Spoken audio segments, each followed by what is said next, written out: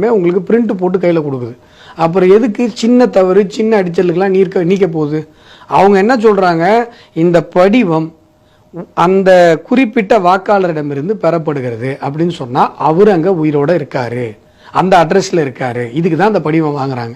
இவ்வளவுதான் குறைந்தபட்சம் தேர்தல் ஆணையம் அந்த இடத்துல வெரிஃபை பண்ணணும்னு நினைக்குது. அப்போ தான் இறந்தவங்களுடைய பெயரெல்லாம் ரிமூவ் பண்ண முடியும், இடமாறி அவர்களுடைய பெயரெல்லாம் ரிமூவ் பண்ண முடியும். இதில் சின்னதாக தவறு வந்துட்டாலோ இல்லை சின்னதாக நம்ம அடித்தல் திருத்தல் இருந்தாலோ வாக்குரிமை நீக்கப்படும் என்பது கயமைத்தனமுடைய ஒரு அயோக்கியத்தனமான பொய். நல்லா படித்து அறிவார்ந்த பெரும் பொறுப்புகள் இருக்கக்கூடியவங்க கூட இந்த கணக்கீட்டு படிவத்தை பார்த்தா அவங்களுக்கு தலை சுத்திடும். சாதாரணமான மக்கள் யாருக்குமே ரொம்ப எளிமையாக புரிகிற இந்த படிவத்தை பார்த்தே நம்முடைய சிஎம்க்கு தலை சுத்துதுன்னு சொன்னால், இவர் எப்படி 4.5 வருஷமாக அரசு ஆவணங்களை புரிஞ்சுக்கிட்டு கையெழுத்து போட்டிருப்பாரு அப்படின்னு சொல்லி மக்கள் யோசித்து மக்கள் எங்களுக்கு தான் இப்போ தலை சுத்துது. தொகுதியோட வாக்காளர் பதிவு அதிகாரி, அதாவது இஆர்ஓ கையில் தான் இந்த முடிவு இருக்குது. இஆர்ஓ எல்லாருமே மாநில அரசு அதிகாரிகள், இஆர்ஓ எல்லாருமே உங்கள் கையில் தான் இருக்காங்க. எதிர்க்கட்சிகளை சேர்ந்த சில அதிமேதாவிகள் இந்த எஸ்ஐஆர் பணியை நடைமுறைப்படுத்துவது மாநில அரசின் பணியாளர்கள் தான், அப்புறம் ஏன் திமுக எதிர்க்கணும்னு புரிதலற்ற உண்மைக்கு புறமான விவரங்களை வச்சு பேசுகிறாங்க.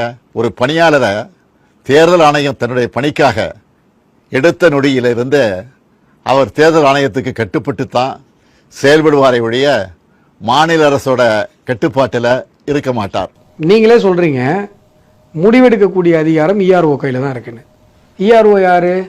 தாசில்தார், டிஆர்ஓ, இந்த மாதிரி மாநில அரசாங்கத்தின் கையில், உங்களுடைய அமைச்சர்கள் கையில் இல்லை உங்கள் கையில் உங்கள் கண்ட்ரோலில் இருக்கிற மாநில அரசாங்கத்திடமிருந்து நிரந்தர சம்பளம் வாங்குகிற அதிகாரிகள் தான் இஆர்ஓக்காக இருக்காங்க. இப்போ எலெக்ஷன் கமிஷன் இந்த எஸ்ஐஆர் நடத்தும் பொழுது எலெக்ஷன் கமிஷனுக்கு வேலை பார்க்குற அந்த பார்ட் வரைக்கும் எலெக்ஷன் கமிஷனுக்கு அவங்க வேலை செய்கிறாங்க. ஆனால் அவங்க யாருடைய பர்மனெண்ட் எம்ப்ளாயி? அதே போல் 68,000த்துக்கும் மேற்பட்ட பிஎல்ஓக்கள் தமிழகம் முழுவதும் நியமிக்கப்பட்டிருக்கிறார்கள். இவர்கள் எல்லாம் யார்?